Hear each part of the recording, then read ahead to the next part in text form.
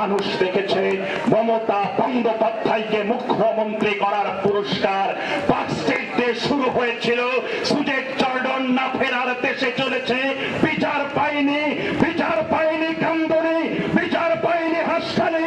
যে বোনটাকে পুড়িয়ে মারা হয়েছিল ধর্ষণের পরে, অভিযোগটা ছিল তৃণমূলের নেতার সন্তানের বিরুদ্ধে। বিচার পায়নি কুশমুন্ডি, বিচার পায়নি ধূপগুড়ি, বিচার পায়নি বাসন্তের সেই প্রতিবন্ধী কিশোরীটাকে। গোটা রাজ্য জুড়ে আজকে এই অবস্থার মধ্য দিয়ে দাঁড়িয়ে আছে। তাই তো 14 তারিখ রাত্রিবেলায় এ রাজ্যের লক্ষ লক্ষ মা বোনেরা যারা কোনোদিন কোনো মিছিলে হাঁটেনি, কোনো মিছিলে স্লোগান তোলেনি,